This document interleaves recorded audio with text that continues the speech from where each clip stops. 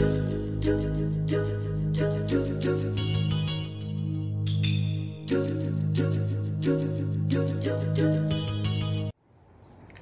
guys, Jared here, and today I've got a very long special video for you guys. It's a beginner's guide to collecting for the TurboGrafx-16. Now, this is probably one of the most complex systems, or it can be one of the most complex systems to collect for. Now, I'm not just going to focus on the North American version, which was called the TurboGrafx-16, the TurboGrafx-CD, and the Turbo Duo. But we're also going to be taking a look at the Japanese equivalent, which was much more successful and more popular, known as the PC Engine. And there was the PC Engine CD, then there's a lot. So we're going to start with the North American, basically the content or version first, and we'll go on from there. So we're going to start with the TurboGrafx-16, which is this bad boy right here. This is my original TurboGrafx-16. Now, I'm not going to do a history piece. That's not what this video is about. It's about how you might want to look into collecting for the TurboGrafx-16, PC Engine, Turbo Duo, yada yada yada. So, first thing, there's some good and some bad with picking up this core station for, or this, whatever, this console, whatever you want to call it. There's a couple of issues with this right away. First thing is one controller port. That's right. If you want to play any multiplayer whatsoever, it requires a turbo tap. Think of it like a multi-tap from the PlayStation 1, PlayStation 2 days. So basically, well, I have one here for the PC Engine, if you'd like to see what it looks like. It's basically like this. Goes up to 5 players. Whoa, you're saying 5 players. That's right, baby. Playing Bomberman on this system was the shit. It was absolutely awesome. Anyways, this is for the PC Engine. You'll notice right away, this is something else to learn. See the overall diameter of this little circle? Well, you might notice that it is, if I can, probably going to hear loud noises here as everything falls, but you'll notice it's not the same as the TurboGrafx. So you need converters, adapters, and all this sort of jazz. So again, this is something to keep in mind. You can't just go out and buy PC Engine stuff for your TurboGrafx-16. There are workarounds, which we'll get to in a sec, but just for right now, if you buy a TurboGrafx-16 console, you're going to want to make sure that it comes with at least one controller. The Turbo Tap, it can be kind of pricey, so keep that in mind. Also keep in mind that this was not a successful platform. As such, I think there's a little over 200 games. I think there's 140 something or 120 something Hue cards, which is what the card, well, basically, it's these. Jewel case, yes. So basically, these are the games that were originally released. They look like little credit cards. And in North America, they were called Turbo Chips. In Japan, they were called Hue cards. But what's funny is on the back, it actually says Hue card. So, whatever. But yet, if you look, let me just take out the instructions here. Look very closely up there and see what it says. It's like, have you tried these other Turbo Chip games? So, whatever. Anyways, the point is, there was around, I might be wrong, I'm not like, you know, TurboGrafx-16 Ultimate Fan #1 here, but I believe there were just over 100 releases of Turbo Chip or Hue card games, and I think there was like 46, something like that, CD games that were officially released in North America. So anyways, you take this, you put it in your little system, you put it down, flip the switch, and away you go. Some people have modded this. This is just a sticker. Some people have modded this to an LED. There's been some really crazy stuff. But anyways, TurboGrafx-16. One of the main problems is the fact, like I said, you only have one player. Next thing, see on the back here, how the hell do you plug this in? If you look around, there's no real AV port. This is for your power, if I'm not mistaken. Or is that the... no, sorry. That is your RF out. And this just slides off. And you've got where you plug in the AV. And you might be wondering, what in the blue blazes is this? Well, this is your pinout.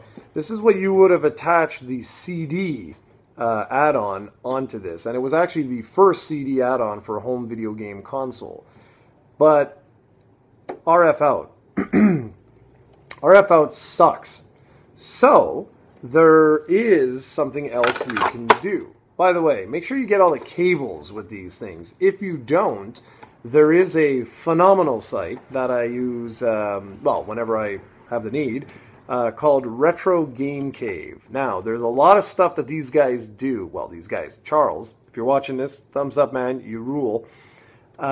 He does is he actually sells something for the pinout there, which I just so happen to have right beside me. Comes in a little thing like this.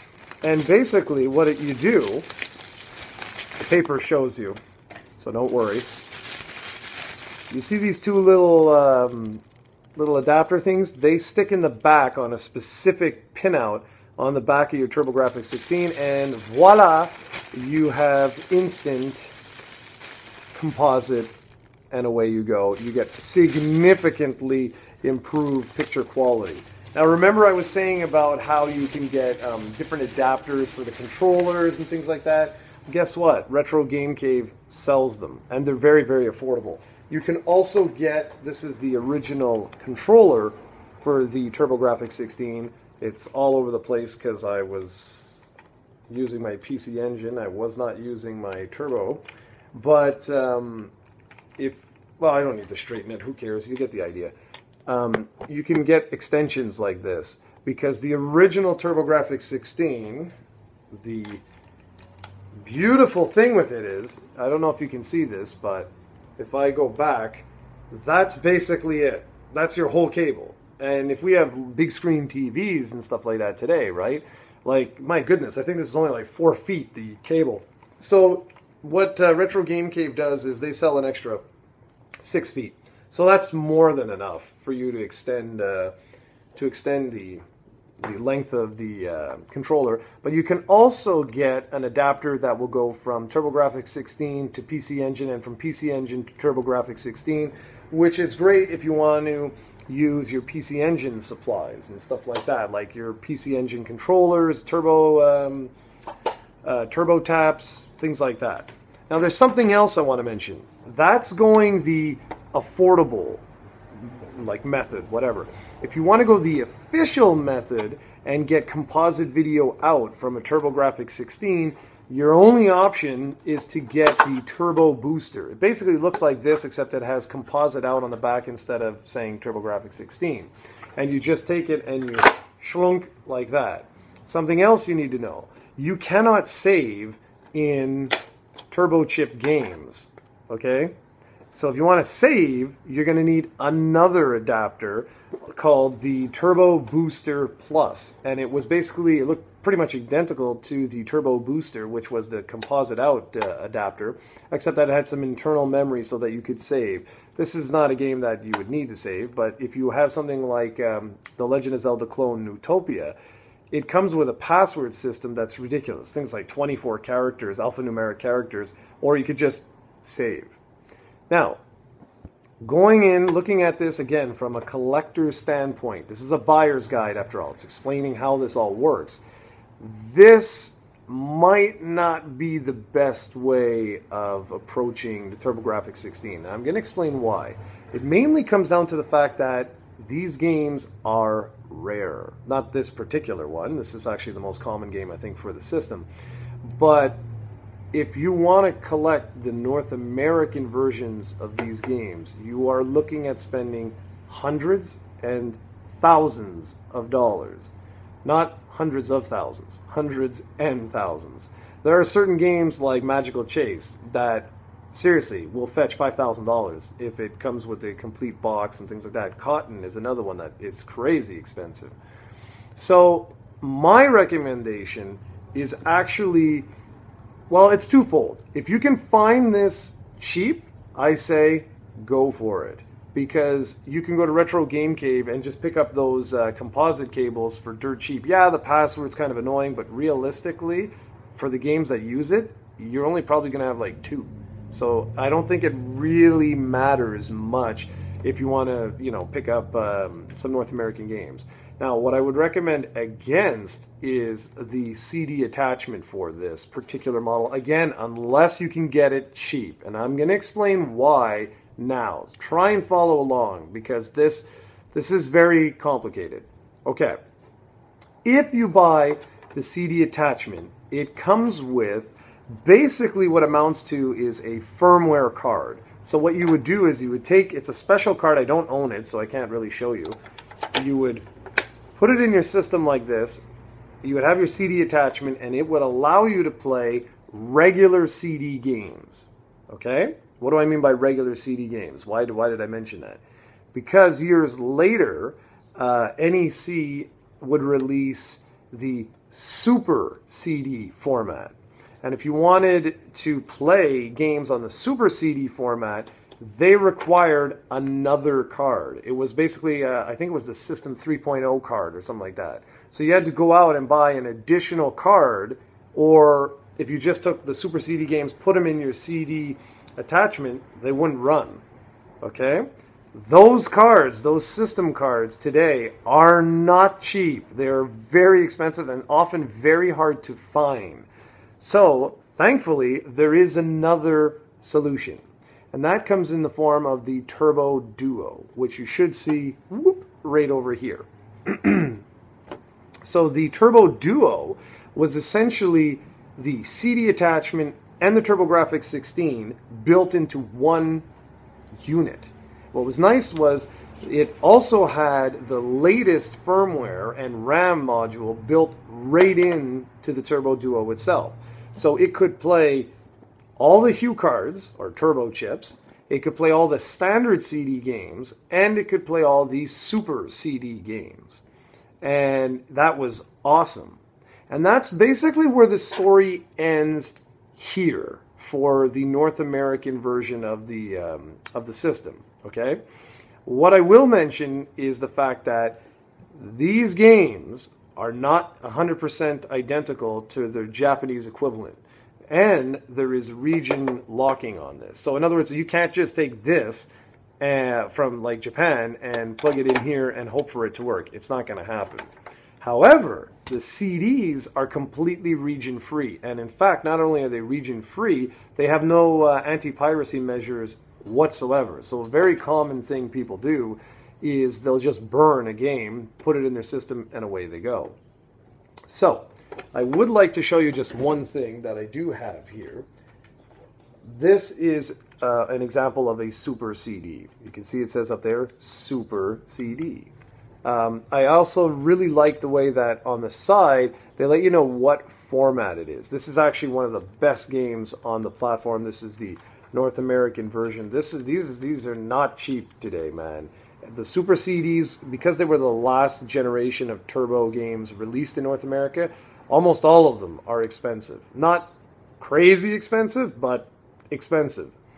One thing that I will tell you guys is, if you do want to go this route with buying a North American console, you can buy adapters that will fit in here and allow you to use your Japanese Hue cards on a North American system. However, those adapters aren't cheap. So it's like, you know, you're always getting screwed here. What I recommend people do is I usually recommend if they can, pick up a PC Engine R or PC Engine RX. Those are basically the Japanese equivalent of the Turbo Duo. Now, why would I say to do that over the Turbo Duo? Well, mainly because you can usually find this system at an affordable price. So if you can find this system plus you have that one, the Turbo Duo R or the Turbo Duo RX, you basically got all your bases covered. There are way more Hue cards released in Japan and some phenomenal games and extremely affordable compared to the North American versions. So I usually tell people just pick up an RX and just totally skip the North American stuff unless you can get it at good deals. If you can get it at good deals, then I'd say, well, yeah, sure, go for it. But it really depends. It depends. So shop around and see what you can get. If you can find this, like I said, Retro Game Cave, very important. You can go ahead and get different adapters. You can get power supplies. You can get the audio-video cables for this, all at affordable prices. It's definitely an option, and it is one I recommend you do if you want to go and collect the North American Hue cards. So, speaking of North American Hue cards, I would like to give a shout-out to one other small little company. Let me just put it away before I show you. This doesn't really apply to all the Turbo games, but whatever. Okay, so this is what a TurboGrafx-16 game, this was a launch title, right? It was actually the Packin game. This is what they look like. Now, they would change the revision of this, obviously, as it went on. I mean, like I said, this was the last sort of revision they did with the Super CD games. But there's quite a few different variations. We've got a variation where there's like a little piece of plastic that holds this on. Then eventually they would just totally do away with this at the last generation. So games like Arizonk and whatever don't even have this. You have to make like a custom case if you really want. But what's nice is, you see these? When you buy games, 9 out of 10 times they won't have this little piece of plastic, and it does help protect the contacts and things like that. So I just wanted to give another quick little shout out to someone else, and that's SeymourOnion.com. What they do is they make basically these. I've done videos on this in the past. They make these, which is just tons and tons of those little things. And I know it might seem like, well, whoop-de-doo, but trust me, I mean, it does help protect your turbo chip games, your Hue cards, because this is compatible with PC Engine, it's compatible with TurboGrafx, it's compatible with everything.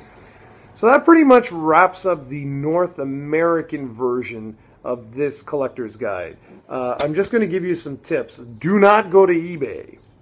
There's number one. If you go to eBay now, what has happened is people all over the world have bought every single bloody game from North America they can, like en masse, okay? Like they went nuts. People probably took loans out for like $100,000 and just bought everything they possibly could off of eBay so that they could skyrocket the prices. It is absolutely ridiculous how expensive Turbo games, accessories, and everything else is right now, or are right now, on eBay. We're talking stratosphere stuff here.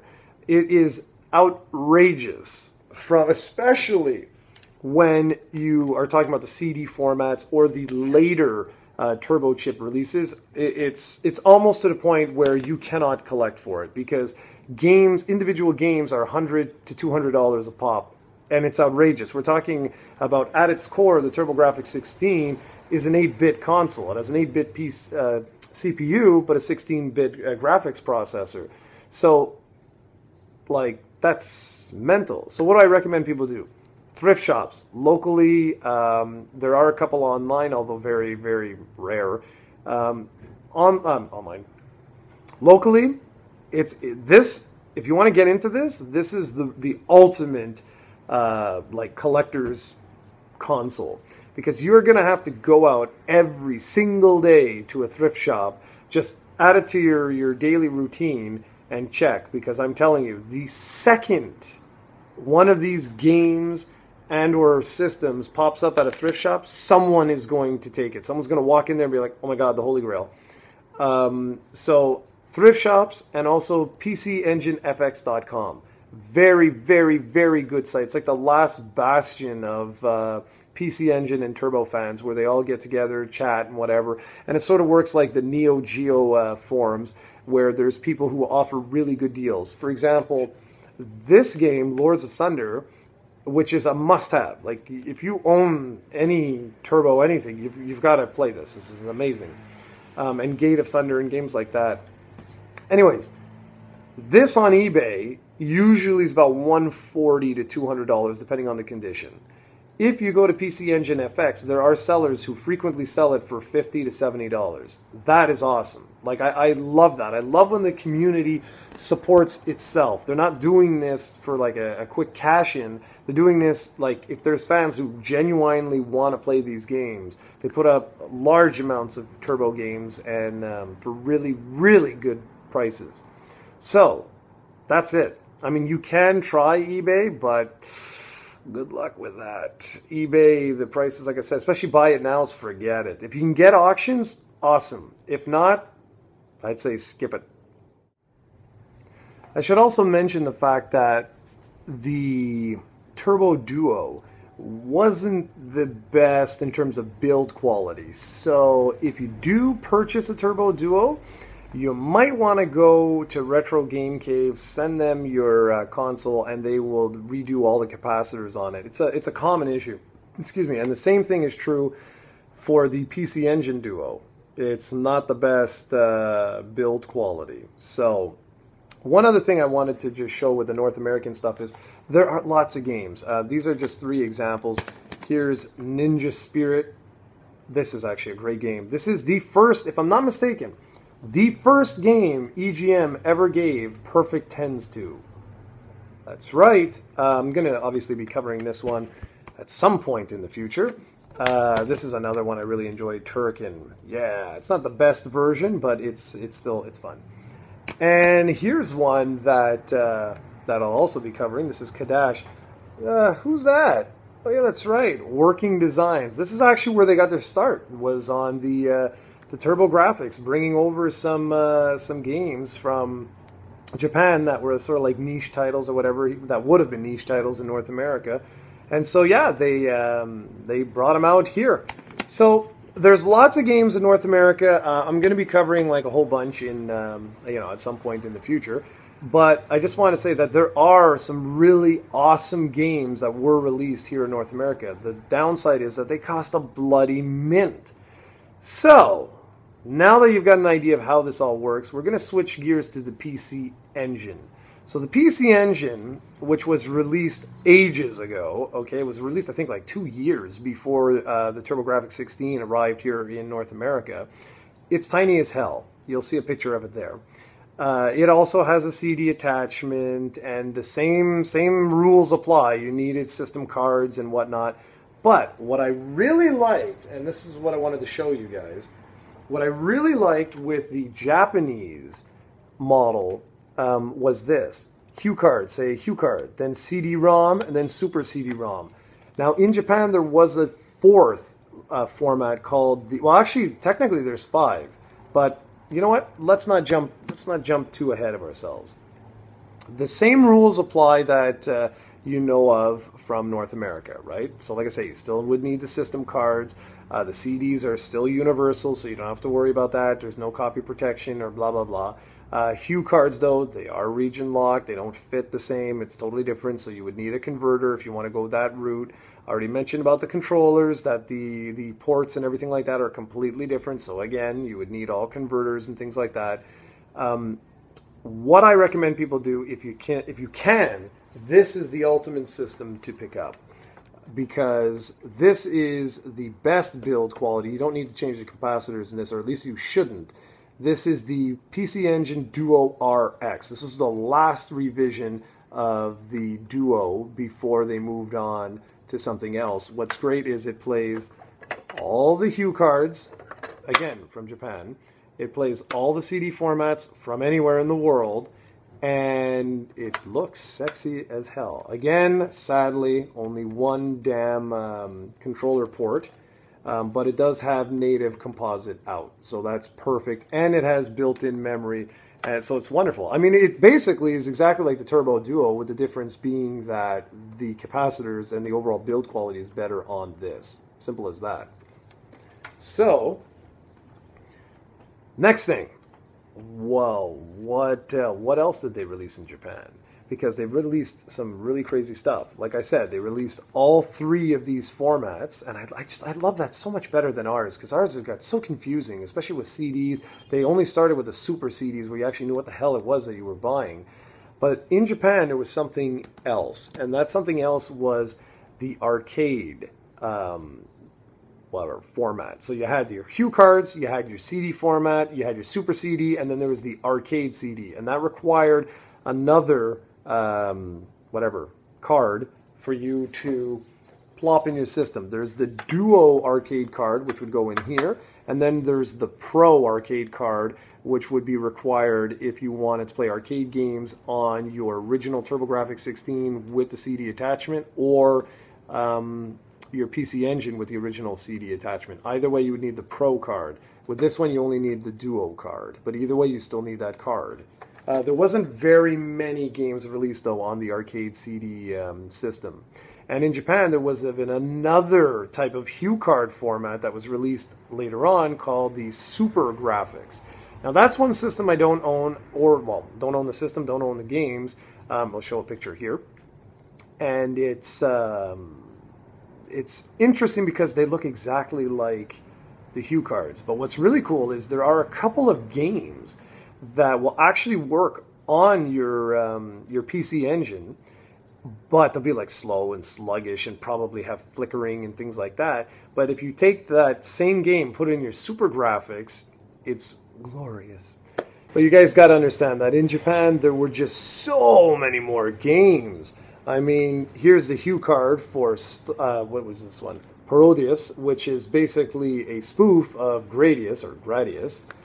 Here's a CD game for Super Darius. This is was never released outside of Japan, at least not in this format. Neither was Parodius. And here's one of my favorite games, Star Parodia, or Parodier, something like that. This is basically following Parodius. It's basically a spoof of the Star Soldier series. And these three games were never released outside Japan, but they are just a fraction of the games that were actually released over the course of the PC Engine's life. And while it is true, it's a little bit confusing that there's so many different formats and things like that. I still recommend, if you can pick up a system like this, and say hello to the cat's tail, this is probably your best bet.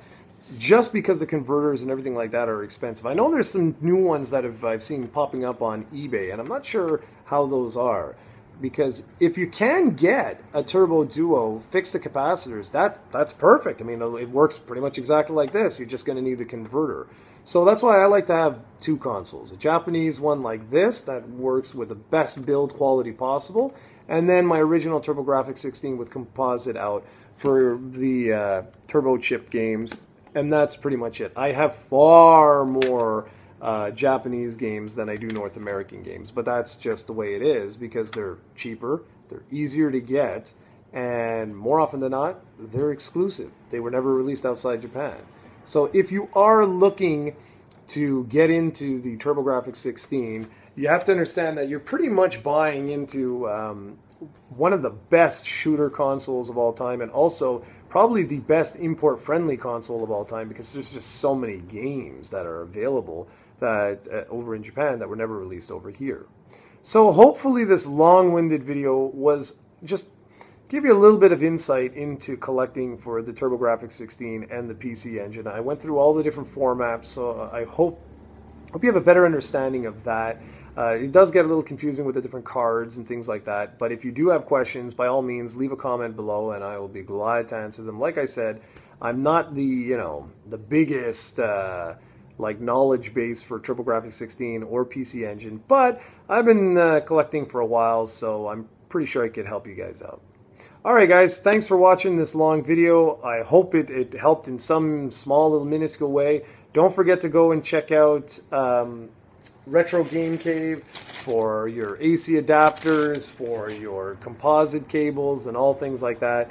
Anything to do with Turbo, Charles will definitely hook you up any way he can. Just tell him that Jared from ProjectCoe.com sent you, and you'll be good to go. Alright guys, thanks for watching. Take care now.